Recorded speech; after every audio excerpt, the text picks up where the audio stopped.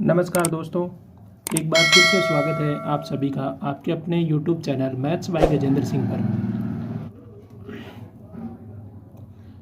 दोस्तों, LDC का जो अपना सिलेबस चल रहा था, उस सिलेबस में अपना टॉपिक चल रहा था वैदिक गणित। और वैदिक गणित के लिए अपन ने वर्ग और वर्गमूल के बारे में पूरा विस्तृत से पढ़ लिया था पिछली क्लासों में। उन्हीं क्लासों को आगे बढ़ाते हुए आज हम पढ़ेंगे घन कैसे ज्ञात करते हैं। घन और घनमूल अपना जो टॉपिक बचा है उसको भी हम कवर करेंगे। आज घन कैसे ज्ञात करते हैं उसको देखते हैं। अब घन ज्ञात करने की जो वैदिक विधियां हैं, घन ज्ञात करने की वैदिक विधियां हैं, उनको देखेंगे। विधियां कौन कौन सी है पहले देखो। पहली एक है आनुरूपेण विधि,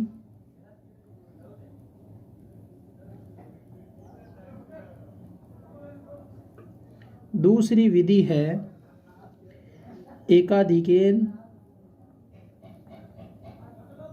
एकाधिकेन पूर्वेण विधि, और तीसरी विधि है वह विधि है सूत्र निखिलम विधि। सूत्र निखिलम विधि और सूत्र निखिलम विधि को ये अपन क्या कहते हैं?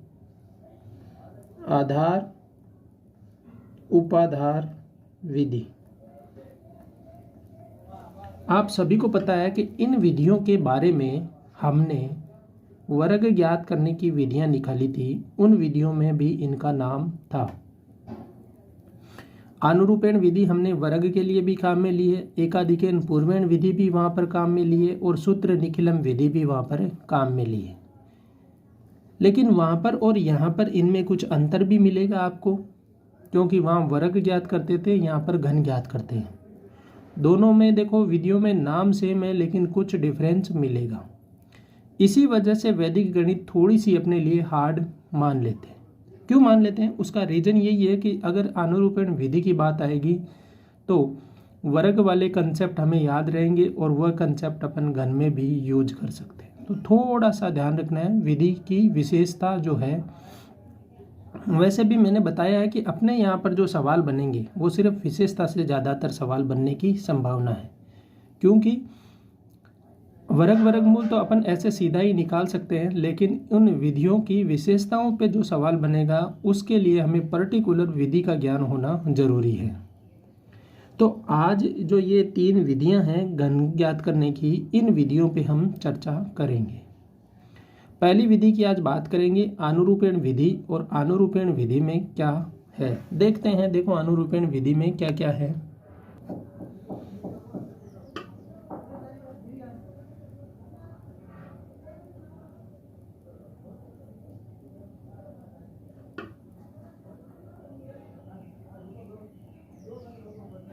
आनुरूपेण विधि। आनुरूपेण विधि की चर्चा करेंगे तो इस विधि में देखो पहली बात हमें क्या क्या याद रखना है कि इस विधि में खंड कितने होते हैं। खंड कहें, पद कहें, समूह कहें या स्टेप कहें, कितने होते हैं? 4 खंड 4 होते हैं। और यह विधि किसके लिए प्रयुक्त की जाती है? जो संख्या 2 अंकों की हो।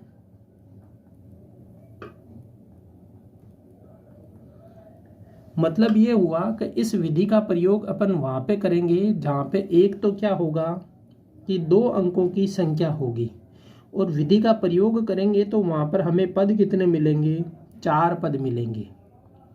ठीक है, ये 2 विशेषताएं हैं जो इम्पोर्टेंट है, हमें इनको ही याद रखना है। यहाँ से सवाल बनने की ज़्यादा संभावनाएं हैं। अब बात करेंगे जो 4 पद बनते हैं, उन पद के बारे में चर्चा करते हैं। आप सभी को पता होगा कि घन निकालना है, मतलब a + b का क्या है? क्यूब। ये वाला फॉर्मूला आप सभी को पता है। ये होता है a का cube plus 3a² b plus 3ab का स्क्वायर प्लस b का क्या? क्यूब। और इसी फॉर्मूले की तरह से अपन निकालेंगे ए बी का क्या क्यूब। ये फॉर्मूला अपने को याद रखना है। याद रखना क्या है, ये आप सभी को याद है। और इसी फॉर्मूले से ए बी का क्यूब जो अनुरूपण विधि का सूत्र है वह मिलेगा। वो क्या मिलता है, ए का क्यूब 3a² बी, 3ab का स्क्वायर और b का क्या क्यूब। ये फॉर्मूला है ए बी का क्यूब। मैंने कहा था 2 अंकों की संख्या, तो ये 2 अंकों की संख्या हो गई, ये इकाई का अंक और ये दहाई का अंक। यहाँ पहले दहाई के अंक का क्यूब करना है, 3a² बी, 3ab का स्क्वायर और b का क्या क्यूब। अब देखो ये हो गए 4 पद। मैंने हमेशा से कहा है पदों की गणना इस तरफ से होगी, 1 2 3 और 4। सवाल बनने की संभावनाएं मैंने पहले भी व्यक्त की थी आपको कि या तो आप अपने से पूछेगा इस विधि में कितने पद, या पूछेगा कौन से अंकों के लिए लागू होगी, और या इनमें से पूछ सकता है दूसरे या तीसरे अंक का इकाई या दहाई का अंक क्या होगा। तो अपने को पदों के बारे में नॉलेज है, तो वहाँ से हम दूसरा तीसरा पद उसका निकाल लेंगे और उसके जो इकाई दहाई के अंक हैं वो अपने सामने होंगे। एक बार फिर से रिवाइज करवा देता हूँ मैं। खंड की संख्या कितनी, 4, किसके लिए प्रयुक्त होगी, जिसमें अंकों की संख्या क्या होगी, 2। ए बी का क्यूब करेंगे तो ए क्यूब, 3a² बी, 3ab का स्क्वायर और b क्यूब। ये वाला फॉर्मूला आपको याद है, इसमें प्लस की जगह क्या लगाना है, स्लैश लगा देना है। और उसी प्रकार से जैसे हमने पीछे की कक्षाओं में देखा, एक एक अंक लेते रहेंगे, बाकी को आगे क्या करेंगे, ऐड करते रहेंगे, और ऐड करते हुए लिखते रहेंगे, तो हमें क्या मिल जाएगा, इस बार घन मिल जाएगा। तो सवाल की सहायता से समझते हैं। ऐसे थ्योरेटिकल सवाल, एक सवाल ले लेते हैं, फिर उसकी मदद से आपको थोड़ी आसानी से समझ में आएगी। तो मैं कोशिश करता हूँ पूरा डिटेल से आपको समझाने की। पहला सवाल हम लेते हैं कि आप लोग निकालेंगे 14 का क्या क्यूब।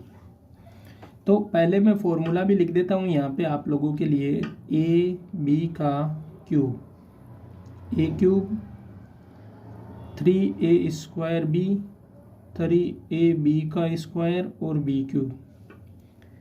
14 का क्यूब निकालना है, मतलब ये हो गया a, ये हो गया b।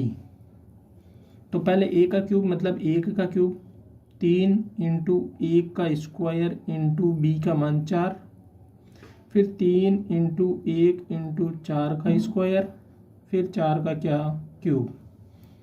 प्रथम पद को लिखेंगे तो 4 का क्यूब, 4 चौके 16, 16 चौके 64। यहाँ से 4 चौके 16, 16 तिया 48। ये हो गया 4 और 3 से गुणा करेंगे तो 12, और 1 का क्यूब 1। यहाँ तक समझ में आ गए चारों पद। अब अगर पहले पद का इकाई का अंक क्या, तो 4, पहले पद का दहाई का अंक क्या, 6, दूसरे पद का इकाई का अंक क्या, 8, दूसरे पद का दहाई का अंक क्या, 4, तीसरे पद का इकाई का अंक 2, तीसरे पद का दहाई का अंक 1 और चौथे पद का इकाई का अंक क्या, 1। मतलब यहाँ से वो जो सवाल बनते हैं वो सवाल आप करने योग्य हो।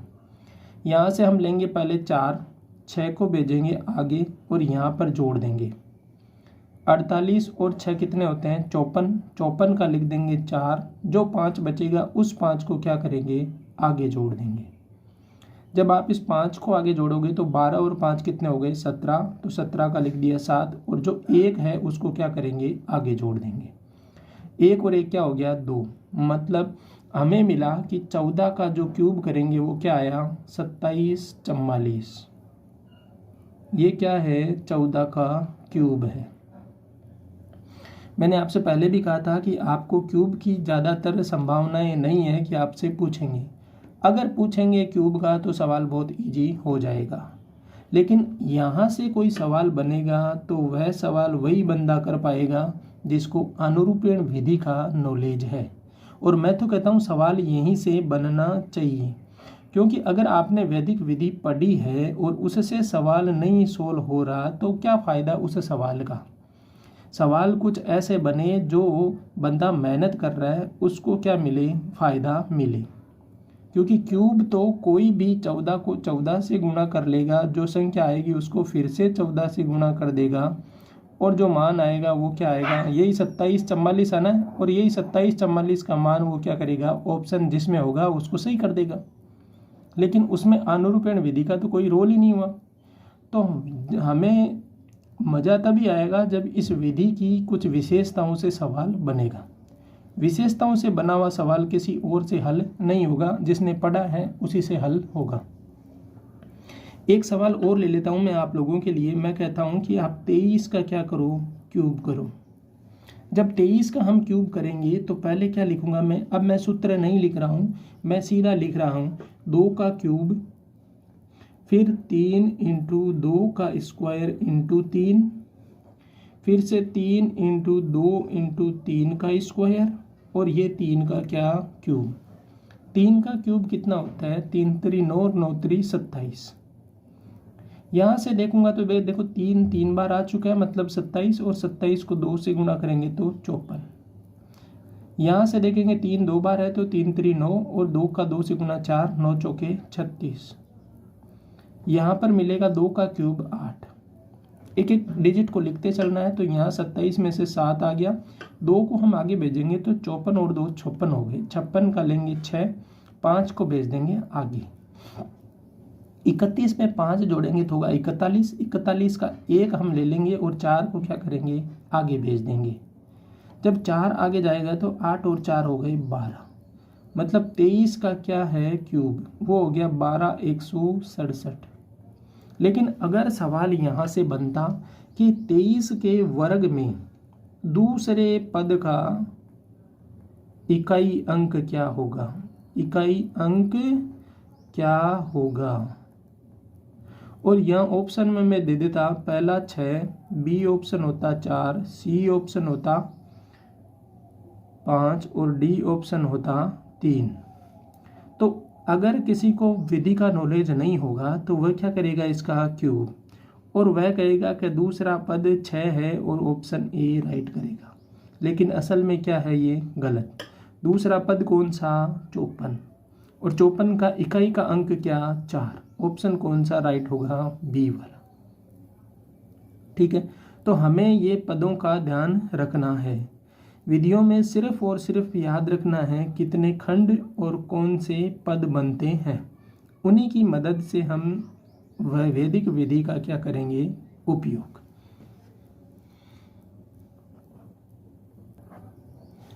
एक सवाल मैं आप लोगों के लिए लिख ले लेता हूं कि 52 का घन करने पर, अनुरूपण विधि की बात हो रही है, करने पर दूसरे पद का इकाई अंक क्या होगा। अगर आप बाई ऑप्शन करना चाहते हो तो कैसे करोगे बताओ। मैं ऑप्शन भी दे देता हूं आपको 2, बी में दे देता हूं 1, सी में दे देता हूं 0 और डी में दे देता हूं 4। बताओ कैसे करोगे, बाई ऑप्शन हो पाएगा? ये बाई ऑप्शन नहीं हो पाएगा। तो हम क्या करेंगे, पहले 52 का करेंगे घन, और घन के लिए अनुरूपण विधि आप सभी को पता है। आप क्या करोगे, अब मैं वो कुछ नहीं लिखूंगा, मैं सीधा बता रहा हूं। पहले करेंगे 5 का क्यूब।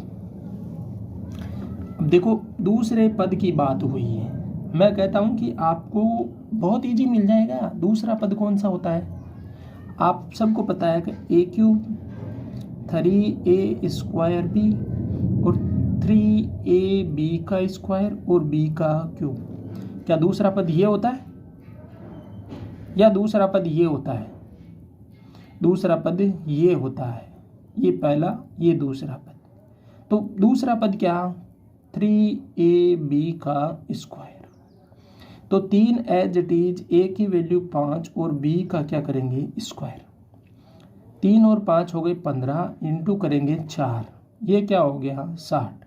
और इसमें पूछा है इकाई अंक, तो 60 का इकाई अंक क्या, 0। ऑप्शन कौन सा राइट, सी ऑप्शन राइट। पूरी विधि के पूरे सोल्व नहीं करने हमें, तो जब तीसरे पद दूसरे पद की बात हुई है तो मैं सिर्फ दूसरे पद को ही सोल्व करूंगा। मुझे ए क्यूब से क्या करना है, 3a² से क्या करना है।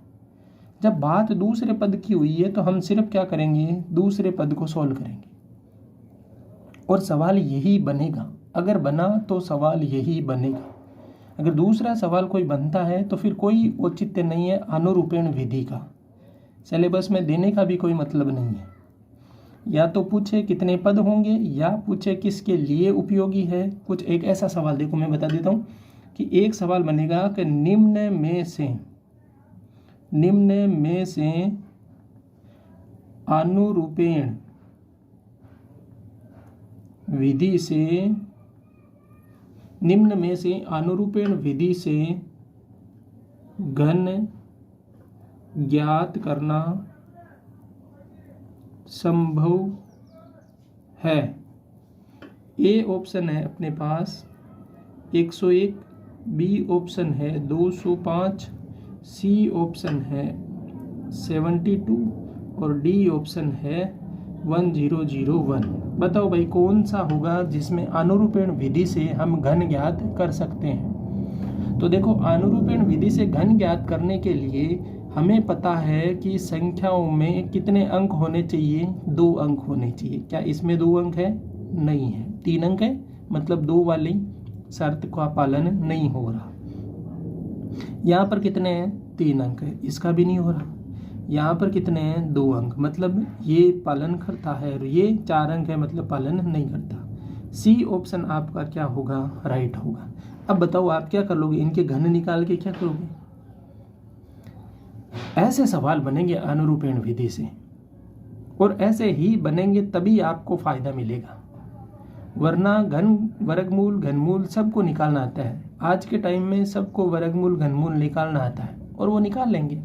इन विधियों से मतलब ही नहीं है। वैदिक गणित का ज्ञान होना कोई ज़रूरी नहीं है। अगर आपको ज्ञान नहीं है तो भी आप वर्ग और घन निकाल सकते हो, वर्गमूल और घनमूल भी निकाल सकते हो।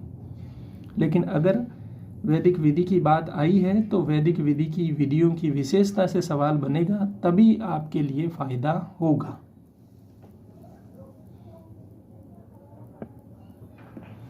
अब देखो इसी प्रकार से हो जाता है एक सवाल जिसमें मैं कहता हूं कि 76 और 76 का क्यूब करोगे अनुरूपेण विधि से, और यहाँ पर पूछ लेते हैं कि प्रथम पद का इकाई अंक क्या होगा।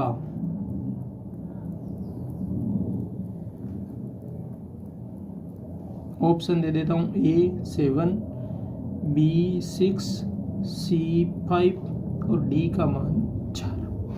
बताओ भाई कौन सा ऑप्शन सही होगा? 76 बात अनुरूपेण विधि की हो रही है, प्रथम पद की बात हो रही है। तो प्रथम पद मुझे पता है कि क्या होता है, b का क्यूब, यही होता है प्रथम पद। तो लास्ट वाली संख्या क्या? 6, और 6 का क्या होगा? क्यूब। 6 का क्यूब करेंगे तो क्या मिलेगा? प्रथम पद। 6 का 6 से गुणा, फिर 6 से गुणा, 6 का 6 से गुणा 36 और 36 का 6 से गुणा। क्यूब आपको याद भी होने चाहिए 10 तक, अगर नहीं भी याद है तो आप गुणा कर सकते हो। 6 चंग 36, 3 छत्री 18 और 3 21, 216 हो रहा है। अब 216 बताओ इकाई का अंक क्या? 6। ऑप्शन कौन सा राइट? B option right. यहाँ पर आपको गुणा करने की भी ज़रूरत नहीं थी। पूछा क्या था? इकाई का अंक। आपने 6 को 6 से गुणा किया 36, 36 को 6 से गुणा करेंगे तो मुझे तो इकाई का अंक चाहिए ना, तो मैं 6 को 6 से एक बार ही गुणा करूंगा। 6 चंग 36, 3 हासिल की को छोड़ दूंगा, आगे वाले के साथ देनी है, पर इकाई का अंक तो मेरे को मिल गया 6।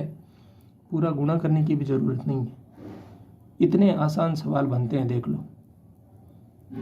वैदिक विधि बहुत आसान है, सवाल भी बहुत आसान आएंगे, सिर्फ कंसेप्ट आपको पता होने चाहिए। जिसको कंसेप्ट पता होगा वह बाजी मार जाएगा। आप लोगों के लिए मैंने वैदिक गणित को पूरा समझाने की कोशिश की है। प्रत्येक वीडियो में एक एक विधि लेके मैं चला हूँ। एक एक विधि मैंने इसलिए समझाई है आपको कि आपको डाउट नहीं हो कौन सी विधि में क्या हो रहा है। आप एक विधि, जैसे ही आज वीडियो आता है तो एक विधि करते हो तो उसी विधि पर आधारित सवाल खुद बनाया करो और सवाल बनाया करो। और वर्ग वर्गमूल के तो सवाल बहुत हैं, आप 10 से लगाकर, जैसे आज वाली में 10 से लगाकर 99 तक की संख्याएं हैं।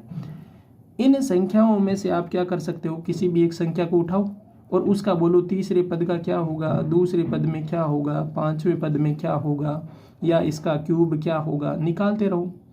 आपके पास कैलकुलेटर की सुविधा सबके पास है, फ़ोन में कैलकुलेटर अवेलेबल है, तो वहाँ से आप क्या कर सकते हो, उसका पहले से ही आप क्या निकाल सकते हो, क्यूब निकाल सकते हो। अपने उत्तर की जांच भी आप आसानी से कर सकते हो।